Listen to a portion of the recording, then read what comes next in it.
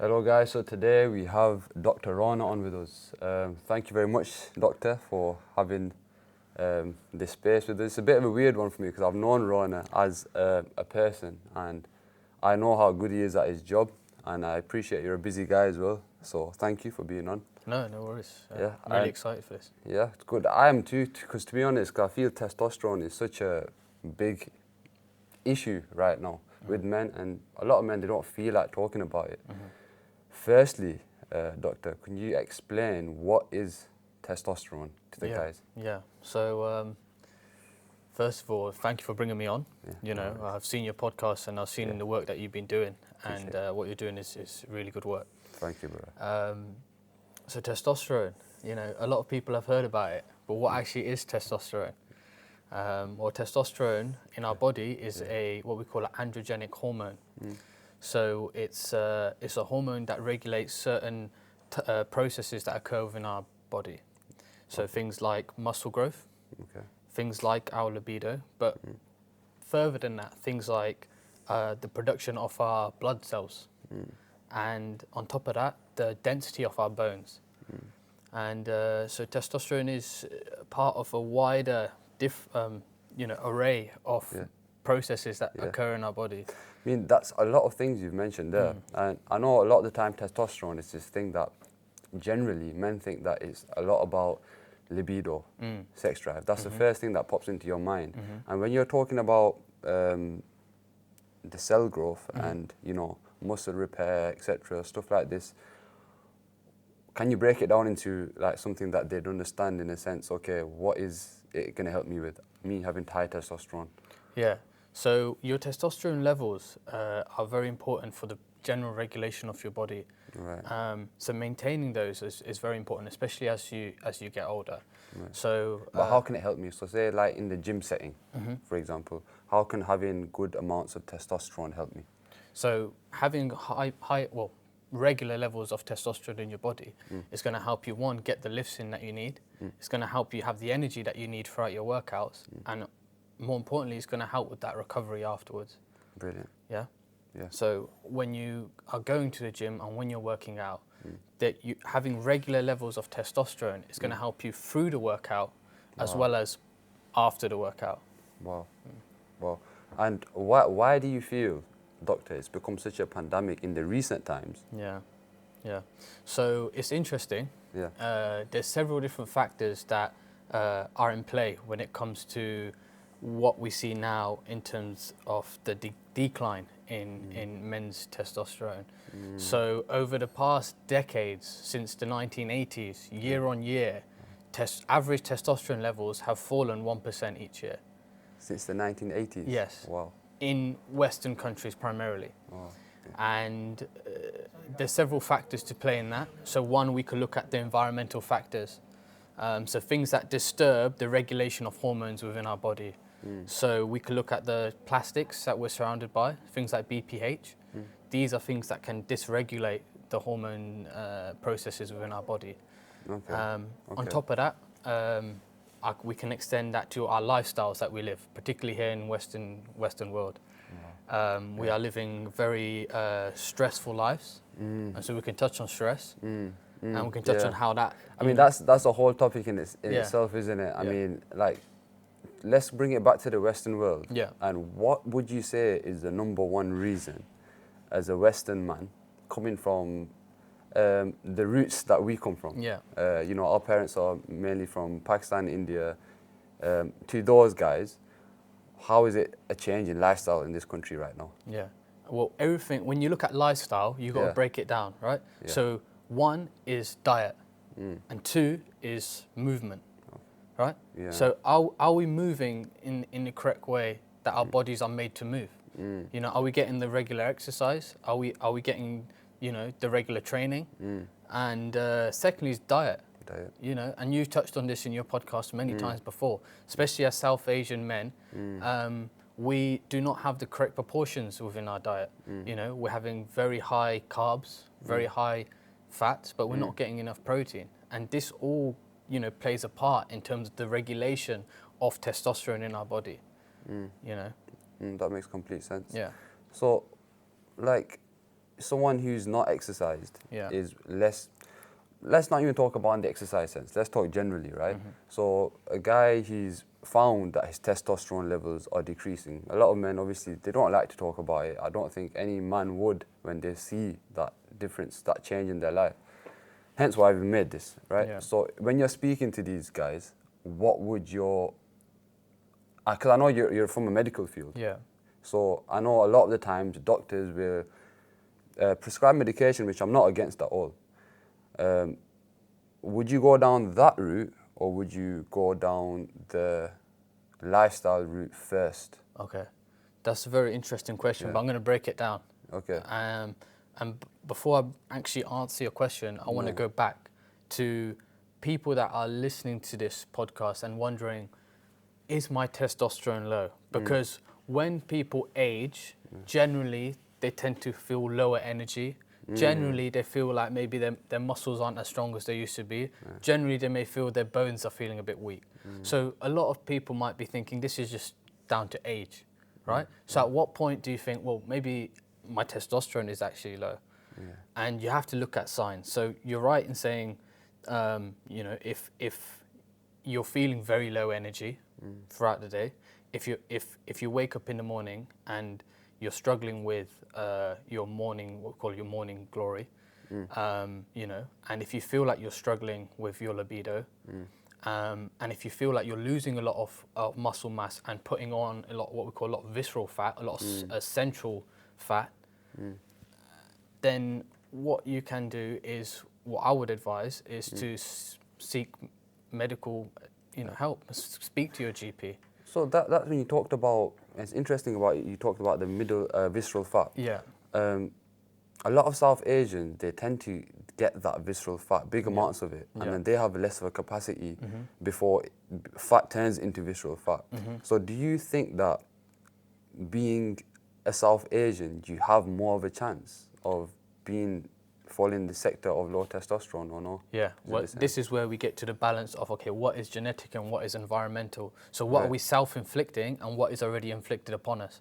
So there is a genetic element where as South Asian men, we are more prone to developing visceral fat, but a lot of it is down to the way we live. And now I can go back to answering your question in terms of, you know, the lifestyles that we live and what can we do to change that, or what is within our control, what is without our control. So when people come to me and they say, look, doctor, I'm a bit concerned, maybe my testosterone levels are low, you know, I've noticed some of the signs, you know, I've Googled them and this is the list. Dr. Google's involved, right? Dr. Google's always the first person that people speak to. Then they come to me. And what I then say is, okay, what's your lifestyle like? You know, how much sleep are you getting? So sleep is so important, and I want to mention it now. You know, because testosterone is reproduced during the REM period of our sleep cycle, right? So if you are not getting the full cycle of your sleep, you are not allowing your body to then reproduce the testosterone that it needs to function. So REM cycle, for guys that don't know what it is, it's a deeper sleep, to put it. So you got a lighter sleep. You know, sometimes you might go to sleep, still wake up groggy because you've not fell into that REM sleep. So a deep sleep, you're telling me, can, you know, increase testosterone in itself. Absolutely, absolutely. In fact, I'd say it's one of the most important factors in ensuring that your body is regulating your testosterone. You know, if you are only sleeping, you know, a very short amount of time every night, constantly, you are not then allowing your body to recharge that testosterone. And that can then have effects on other areas of your body, you know, and it is something that I will always ask my patients when they come in, you know, how many hours of sleep are you getting? Now, I want to talk about this now as well, because you're talking about sleep. Personally, I feel the lack of sleep nowadays in the Western culture is because of artificial light. I don't know what your thoughts are on that, because I mean, when I talk about artificial light, I'm talking about the light on our phones, from our TV screens. We never used to have as much exposure to that late at night. So there's something called the circadian rhythm, isn't there? So your body knows it's morning. As soon as it sees sunlight, it knows it's morning. As soon as it goes dark, it knows it's nighttime. So do you feel that's kind of affecting the sleep cycle, or? Absolutely. So our body runs on what we call a circadian rhythm. So we have a natural body clock, right? So before the times of alarm clocks and for mobile phones, our bodies would regulate when to go to sleep and when to wake up, and that was all based on this circadian rhythm. Yes. This circadian rhythm is run by a hormone called melatonin. And so when you look at what we call blue light, which you get from TVs, you get from your phones, this then suppresses melatonin, and melatonin is what allows you to feel sleepy. So if your melatonin is being suppressed by certain lights from phones, from TVs, from wherever you're receiving this artificial light, you are not then allowing your body to fall into that natural sleep. So you're in essence saying that decrease in melatonin can directly affect testosterone levels? Yeah, because then if you are not getting the sleep that you need because of it, so if we're linking one pathway to another, so from the sleep cycle to the testosterone reproduction cycle, we are then seeing, okay, if you're on your phone just before you go to sleep, you're spending hours on TikTok or wherever it is that you may be doing, you are then not allowing yourself to fall into the full sleep cycle. You're then skipping hours of your REM sleep. You are then skipping time that your testosterone is being produced. So then ultimately, you will fall into lower That's testosterone. so interesting. That's so interesting. And I always say to my guys as well, from a fitness perspective, is that sleep is like the holy grail of fat loss or muscle growth. And then it's a thing where one thing has a knock-on effect on the other thing. So when I've got a lack of sleep, I will then, not perform good in the gym, which means I will then not grow muscle. All these things are linked, kind of, aren't they? Yeah. So those people that are listening and they've gone to the gym, and I want you to talk about testosterone because these guys are going to the gym, they're working hard, and they don't even realize they've got a lack of testosterone. And then they're wondering why their body isn't growing the way it should. Yeah. So what would your advice be to them guys? Yeah. So if you feel like you're putting in the effort, as in you are in a position where you feel like you're getting enough sleep, you feel like you're working out, and you feel like your diet is good. These are three very important factors that a lot of people get wrong, especially from our community. Yes. If you feel as though you are getting those right, number one I would say is seek advice first and foremost, because a lot of times we don't know what we don't know.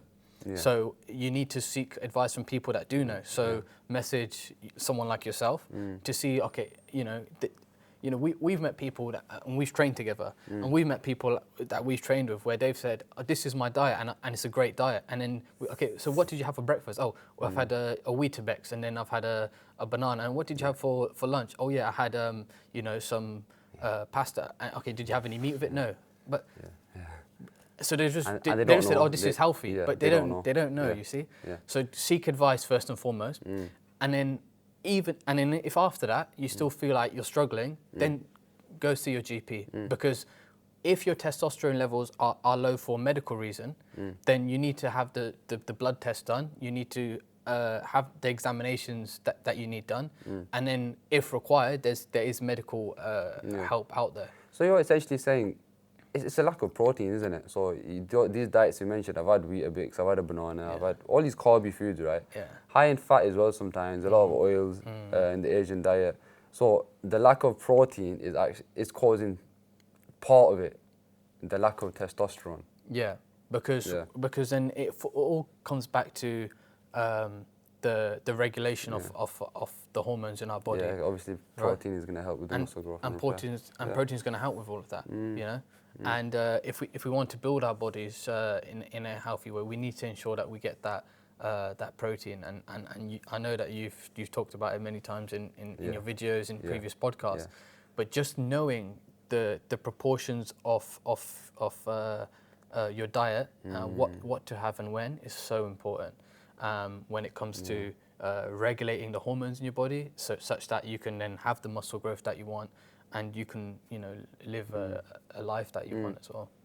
And I obviously we made this about testosterone, and I know a lot of the times you can kind of fall back on it as kind of a scapegoat. I've got low testosterone, so I'm not seeing the results. I don't want anyone to look at this and think, because we've just took away the accountability from yourself. Now, a lot of the guys, when you're talking about a lifestyle, So nature versus nurture. You're talking about lifestyle, what you can control and what you can't control. Yeah. There are so many things a person can control, right? We've got diet, we've got lifestyle, we've got, training, weight training, etc. When is it a cause for concern? So I know you mentioned obviously when you're not getting, morning glory or this and that, other reasons, muscle growth, etc. But as a person who's aging, I know my testosterone levels are going to go lower now. But past a certain age, they're going to go lower now. When is it a cause for concern? Like, what actual signs can I see? Because I know a lot of the guys are not going to want to go to the doctor straight away. Yeah. So and I want to bring this back to people from our community, because there is definitely a stigma in talking about testosterone sometimes, or even seeking medical help sometimes. And they'll often push it aside when certain symptoms may appear. Like they feel like they're lacking in libido, they have no energy, that drive for sexual activity disappears. They're struggling with their erection. They may hide away from these kind of things, and then that can then prevent them from seeking help earlier on. Now, I want to emphasize just now, the earlier you seek help, the better it is. And as soon as you notice that, okay, maybe something isn't right, or maybe my testosterone levels are lower than they should be, or lower than normal, you should just get out there and seek help and try to avoid the stigma around it. And we have to push those boundaries so that people feel more comfortable in going to their doctor and saying, look, this is a concern of mine. Because we talked about it's a pandemic, it's quite widespread, isn't it? So going to a doctor, they've kind of used to probably hearing that anyway, and they know the advice to give, and it's not one of those where they're gonna, with the Asian stigma we talk about, it's this ego thing, isn't it, where being a man, what a man should be, high testosterone, this and that.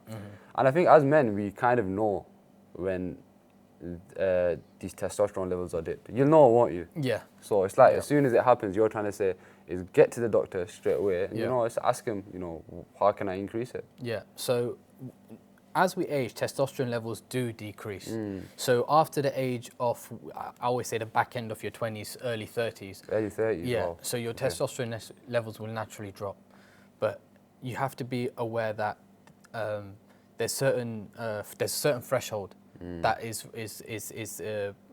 important to maintain as you age, and the only way to really get there is to seek that medical help, and go speak to a doctor such that you can get the tests done.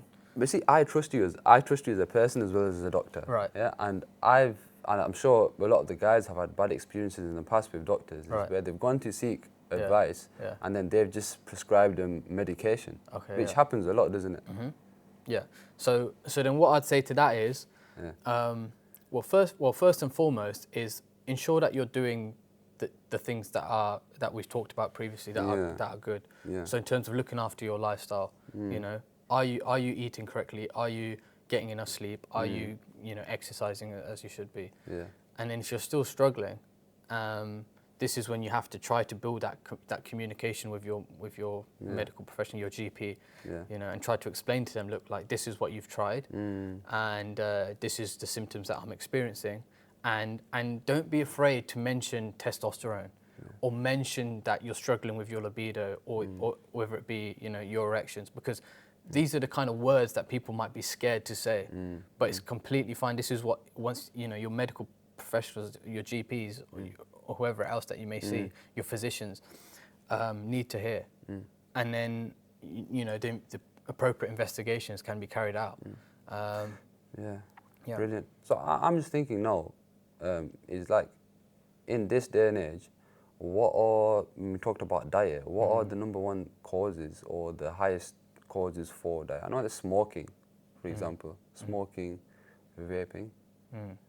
Has there been any scientific link to finding a decrease in testosterone, or is it more diet? Well, in terms of smoking and vaping, there's not any evidence that I've come across in terms of directly linking to testosterone. But there's always with regards to smoking, particularly cigarettes, there is always a risk involved.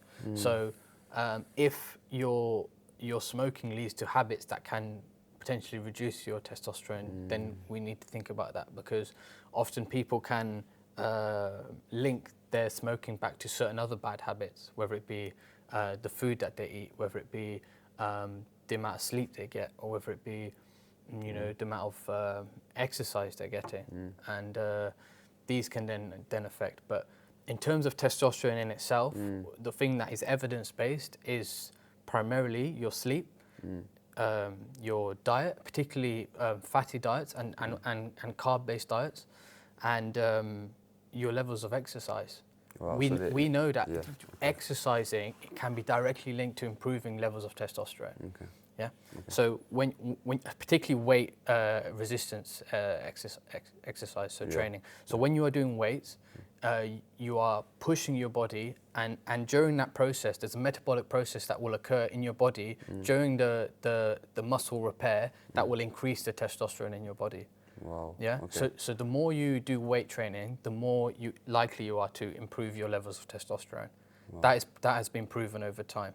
Wow. Right. And if you're then getting the sleep that you need, and you're getting high enough protein that you need, and there's other factors, of course there is. So stress.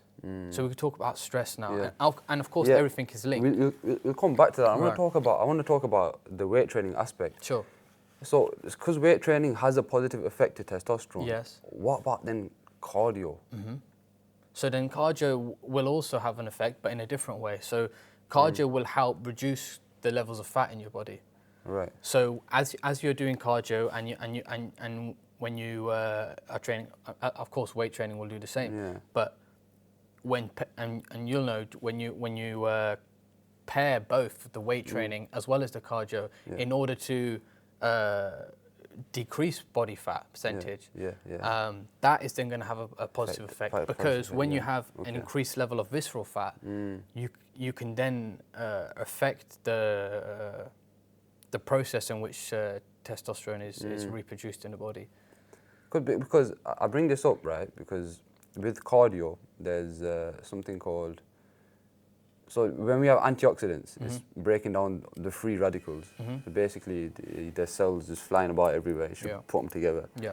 And having them cells fly about, has there been? So if I'm doing basically on the treadmill and I've got loads of free radicals flying about everywhere, is that shown to have an impact on testosterone? So if I was to go crazy on the treadmill, or does it not? No. So it doesn't. There's no link between the amount of cardio that you do and the levels of testosterone, other than the effect that it may have on relieving stress, decreasing body fat percentage, or even in some ways improving things like your sleep. Okay. Yeah. So body fat percentage, in essence, has a big impact. No matter how you go about it, whether it's weight training or cardio. Yeah. Bringing the body fat percentage down will increase testosterone, but what you're saying is prioritize weight training. Yes, because then that does have a direct link. So when you are doing resistant training and you're pushing your body such that you are allowing yourself to have muscle tear, muscle repair, muscle growth, that will then increase the levels of testosterone. Perfect. Yeah. Perfect. So like say someone's walked through the door, they've got low testosterone, and they're stressing a lot, and we're going to talk about stress next. So how can stress affect testosterone? Right. So stress triggers another hormone in the body called cortisol. Right. Right. So when cortisol is increased, it affects the enzyme that produces testosterone. So if we look at enzymes just in a simple manner, it's like a lock and a key, right? So if you have something that affects the lock, you can no longer put the key in and open it. So with cortisol, it then affects that enzyme process in the body, and in fact then converts testosterone into estrogen. So then estrogen, increased levels in our body, will then result to other symptoms such as gynecomastia, such as, of course, decreased libido, and also erectile dysfunction as well. Wow. You know, so and on top of that, will also increase the level of fat that you store, so increase the production of visceral fat. Wow. Yeah. Stress is massive. So stress is absolutely massive. And there's a completely, I would say, a direct link between the levels of stress that we now have. And we talked about that figure at the beginning of this podcast, where we said since the 1980s, it's been proven that year on year, the average testosterone levels in men have decreased by 1% each year. And we think, oh, what has changed? Well, we live in a world where everything has become so fast-paced, so hectic, and so stressful, and we no longer manage that stress correctly, then it is directly linked to the testosterone levels. South Asians, we stress a lot. I've found generally, South Asians, we stress a lot. Why is that compared to like the other demographics? Do you feel it's more? It may be different, but I think with South Asian men particularly, there's a lot of pressures that we experience. We put a lot of weight on our shoulders, you know. We have a lot of expectations that we set ourselves, and a lot of pressure to fulfill those expectations. And then that piles on to stress. Yeah, family. I know a lot of people listening to this and they really relate to that. You know, being an Asian, coming from an Asian household, you've got stresses of family, you know, career. We just have more. I feel we have more to lose, but like more of a kind of expectation on us, like you said, to do well, and this leads to stress. So, what would your? And I know we've talked about meditation and stuff like that in the past. Yeah. But these things like this are going to help, aren't they, essentially? Oh, absolutely. Yeah. So you need to find healthy outlets for managing your stress and those expectations that give you those stress. So meditation is very, very important. And there's many ways you can do it. You know, there are religious meditations that you can do. Things like zikr, very important. You know, and of course, coming back to a simpler mind and a simpler life. I mentioned at the beginning of this podcast that the stats that I've given you are particularly prominent in Western countries. So if we look back home, we see how much simpler the life is, and this is what we have to try to do, is try to block out as much as we can. Not very difficult, but block out a lot of the distractions of this world, of this country, of this world that we're living in here. We are distracted constantly. All day, 24 hours a day, every day of the year. But we need to take life back into simplicity, you know. When you go home, when you go back home, wherever you're from, in South Asia, and you see the simple lives of the village people that live there, and you see, you know, how they go by simple, you know, acts, simple foods, and their life is a lot less stressful. And that's because in this country that we are living in, we are constantly bombarded by distraction after distraction. And meditation and zikr and prayer is a way of just simplifying our life and knowing that, okay, what is our true purpose here? You know, why are we on this earth? As much as we push ourselves and we want to exceed in this world, which is great, of course we do. But at the same time, we don't want to push ourselves such that our stress overwhelms those goals and those expectations. So beautifully put. Yeah. And stress, you know, our minds are always cluttered with different thoughts, like you say. Nowadays, you've got all sorts of different, you know, OCDs and all these kind of other illnesses, defects that are being caused by us being distracted all the time. Yeah. And because of this, like, it's affecting pretty much everything. Yeah, yeah. Pretty much everything. So, I mean, let's bring it back to testosterone, right? So, I know, because culturally it's a taboo topic. Yeah. And, you know, and we mentioned, obviously, we wanna be that strong figure, etc. Sometimes, do you think we get it twisted culturally as to what, you know, being a man is? Potentially. So we look at what expectations are we putting upon us as South Asian men, and are those expectations good or are they healthy? You know, I think the way we need to look at life is, are we fulfilling our purpose? So first of all, go back to that. You always got to define the way you live based on a purpose. And so yeah, when we're talking about purpose, fulfilling your purpose, we touched upon, you know, being busy. You have to stay busy to kind of fulfill that purpose. It's not a matter of, you know, stopping your work just to bring your stress levels down, because a lack of work as well can cause more stress as well. So, you know, stay hungry, stay, you know, driven towards your goal, and that's essentially going to help you feel better inside, which is going to affect your stress level. And now I want to talk about, okay, South Asians, there's this big mentality that the all or nothing. So I need to do one thing for my family, which means that I will have to sacrifice myself completely.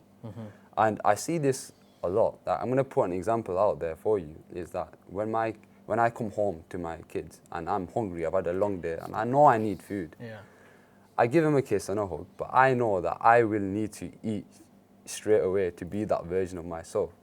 And what people don't realize is when you're looking after yourself and you're doing the things for yourself, you can be the best father for them, because I'll have so much energy after that. So there's this thing about, with Asians, I need to completely bend over backwards for my kids, and that comes at the cost of myself. But I you know, argue otherwise. What would you say to them, guys, on the road to self-development? I know myself enough, for example, I need to eat on time to be the best version of myself. What would you say to them, guys? Like, how would you help them? So an advice I'd give to men in general is look after yourself so then you can look after others better. And in the medical field, we say, if you are healthy, your patients are healthier. So what I mean by that is you need to find time to prioritize looking after yourself. Now, people may say, well, I haven't, you know, got that time. My family needs me. I have expectations to fulfill from my children, from my wife, my parents, whoever it may be. But if you commit everything into that, but you're only giving 25% of yourself, if you were to take a second out to do what we talked about in terms of managing your stress, doing the meditation, ensuring that you're getting enough sleep, you're having the correct diet, the effort that you then give to those people that you care about, whether it be at work or your family, will go from 30% to 100%. And you'll be a far better person for them as well as yourself. You'll feel within yourself that you are a better person. And we want to be the best versions of ourselves. As men, we should strive to be the best possible men that we can be. Why cut ourselves short? And I understand that there's pressures, and I understand that it's difficult to compromise, but this is where we need to know ourselves, and we need to learn about ourselves. So we need to spend that time to critically analyze our lives, our behaviors, and when we can find that time to improve. You know, in what areas do we need to really invest the time in ourselves, and when can we sacrifice for everyone else? And that's it. When we talk about, that's a brilliant point. Like when we talk about testosterone, a lot of it is about self-consciousness and knowing yourself as a man. When we talk about what is a man, or testosterone, you know, having high libido, this and that, these are very superficial kind of things. But actually knowing yourself as a person. Asians, we get guilt tripped a lot for certain scenarios that, you know, you're not doing this, you're not doing that.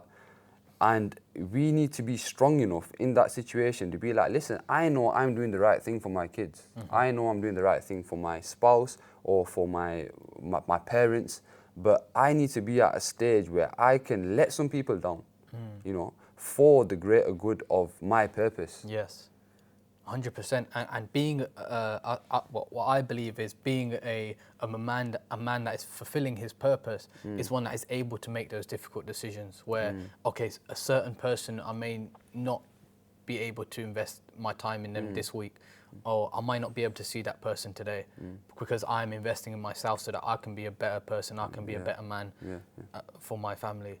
And making those tough decisions is also part of being fulfilling our duties as a man. Yeah, brilliant. So, I mean, that's been amazing. We've covered stress. We've covered, you know, the lack of sleep. How all these things can affect testosterone. Any last messages you have to the guys to, you know, kind of drill home the point? Yeah, absolutely. So, don't suffer in silence is what I'd say. If you feel like there is an issue, If you feel like you are struggling with your energy, with your libido, with what's happening downstairs, you feel like there's any kind of difficulty, then reach out for help. Speak to your doctor. You know, you can message me if needs be. I'll always hold confidentiality if you ever need any advice. I'll add your @ as well to the video so you can contact him. Feel free to DM me at any point. Because this is a silent pandemic that we are suffering with, and it is affecting not only us but our children. You know, because we are leaders, and as men we need to be the best leaders possible. And if we are not looking after ourselves, and we are not particularly looking after the levels of testosterone that then manage those things, we are then letting down the people that we care about most. So if you don't do it for yourself, do it for the people that you love. Research into testosterone, and whenever you need help, go seek it. Go seek it. And that's the message that I will send out. You know. And I love that. And what I respect about you is it's not all about, you know, prescribing medication to your patients. You kind of understand people holistically and what they actually need. Do you feel that being a Muslim has had a role in your consciousness towards your patients? Absolutely. My deen is the way I live my life. It's not just you know, actions that I do, whether it be praying or reading the Quran. It's what I do day to day. So when I speak to people, the softness in which I speak to them, the empathy in which I give them, the time and the love that you treat people with. And this all. That's why I love this guy.